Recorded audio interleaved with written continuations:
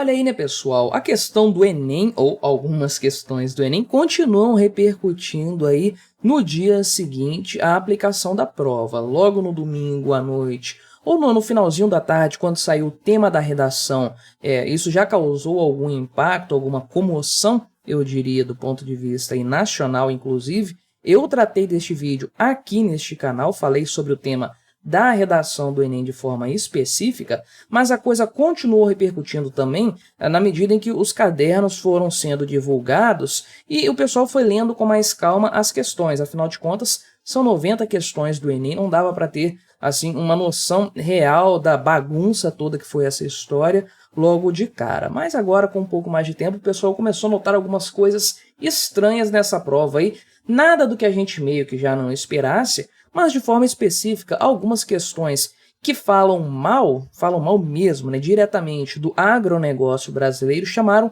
bastante atenção, de forma que os próprios parlamentares da chamada bancada do agronegócio, 324 parlamentares compõem esse grupo, então esse pessoal da frente parlamentar da agropecuária brasileira, eles inclusive lançaram uma nota pedindo que o governo federal, ou pelo menos o Ministério da Educação, o governo Lula de forma geral, anule 3 questões na prova do Enem deste ano, da primeira prova aplicada neste domingo que passou, dia 4, dia 5, aliás, pedindo para que essas questões sejam anuladas, então, por conta do seu teor. Então, vamos dar uma olhada nessas questões, ver aqui o que o pessoal do agro, lá do Congresso Nacional, falou, quais são os argumentos para exigir, solicitar a anulação dessas questões e tentar entender se isso vai acontecer mesmo ou não. Antes disso, deixe o seu like e o seu comentário neste vídeo, se inscreva aqui no meu canal se você ainda não for inscrito, considere se tornar membro patrocinador do meu trabalho com valores a partir de R$ 1,99 por mês. Você me ajuda bastante, pode ter certeza disso, né? Então, são 3 questões aqui que tiveram esse questionamento por parte do pessoal lá da Frente Parlamentar da Agropecuária Brasileira. Questão 70, questão 71 e questão 89. A questão 70 fala aqui da questão de apropriação de terras devolutas, conforme traz aqui a resposta que foi tida como a correta na maior parte dos gabaritos aqui, a resolução que o pessoal fez, resolução informal dessa prova aqui. Aliás, um texto velho para um cacete, né? 2006 eles tiraram essa notícia, em tempos de internet ficar pegando trechos aí tão antigos, né? Mas vamos prosseguir. Questão 71 fala aqui da colonização, fazendo um paralelo com os portugueses chegando aqui no Brasil e colonizando o país, por conta da questão das terras indígenas e tudo mais. E a questão que mais polemizou, a questão 89 aqui, que também fala, essa que fala explicitamente mal do agronegócio mesmo, né? Fala mal do capitalismo aliado ao agronegócio, coisa terrível, destruindo o meio ambiente, mecanização pesada está tirando emprego das pessoas aí, violência simbólica, superexploração, chuvas de veneno, coisas assim completamente absurdas, né? É claro que essas questões todas aqui tratam mais de você interpretar o que está sendo falado no texto e qual é a resposta esperada, né? Não quer dizer que você concorde com aquela resposta lá. Quem já faz o Enem há algum tempo, já fez algumas vezes, ou pelo menos conhece a dinâmica da coisa, sabe que você tem que interpretar ali o que o avaliador quer que você responda, né? No final das contas, as pessoas meio que não concordam com as respostas que elas dão nessa prova aqui, pelo menos quem faz consciente, né? Quem sai chutando não faz muita diferença, né? Mas o pessoal do agro ficou bastante revoltado com essas 3 questões de forma específica aqui, né? Então, essa frente parlamentar, a FPA, Frente Parlamentar da Agropecuária, publicou aqui a íntegra dessa sua nota oficial em relação ao Enem 2023, inclusive no seu Twitter, aqui foi publicado hoje, né?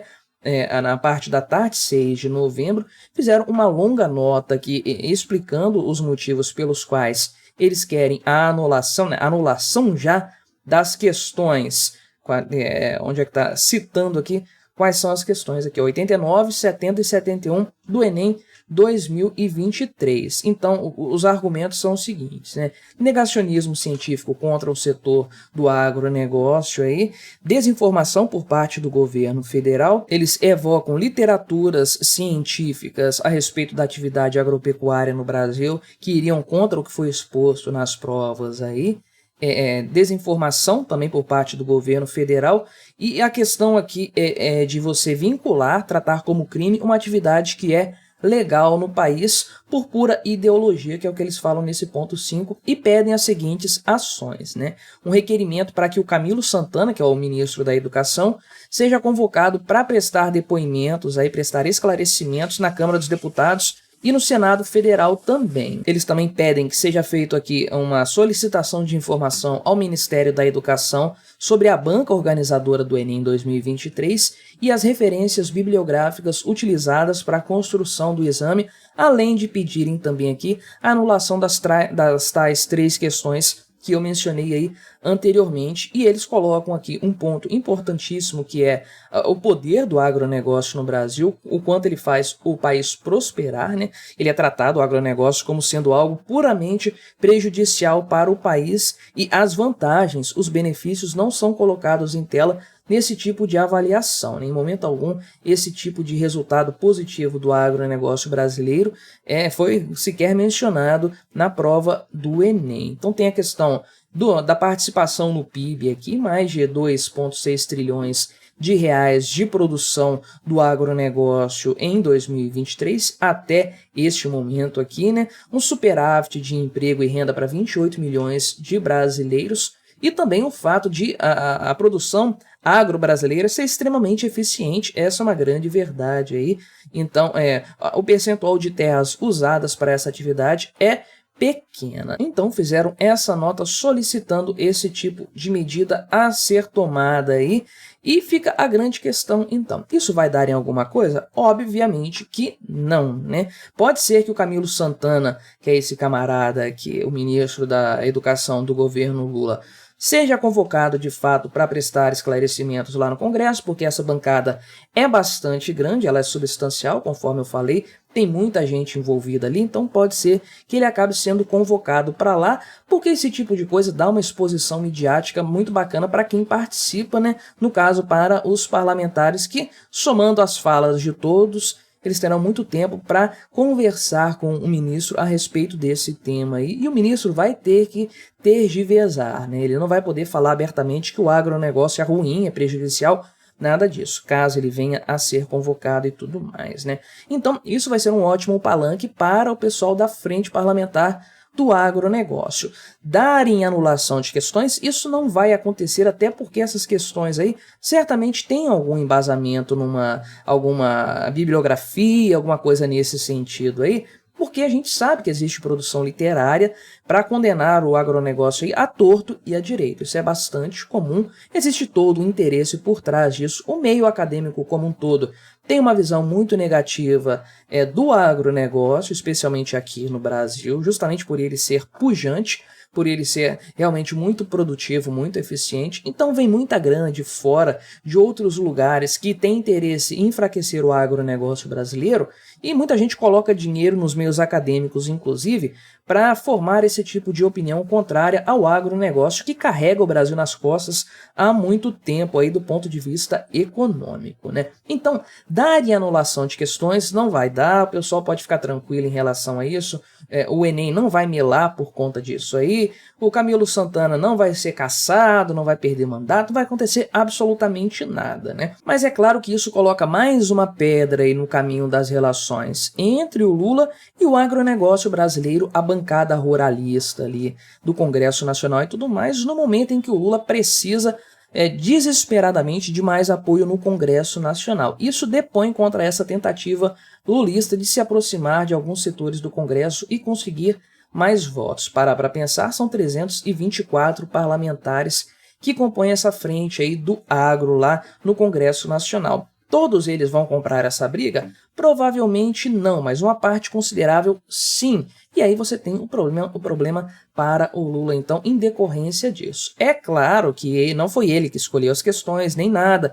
Nem o ministro da Educação aqui Não, existe um povo ali dentro do INEP, que é o Deep State, né? Esse pessoal que está no Deep State, caras que não aparecem e tudo mais, mas eles são responsáveis por esse processo de doutrinação dentro da educação brasileira. Isso acontece na saúde, na segurança, em qualquer outra área do governo.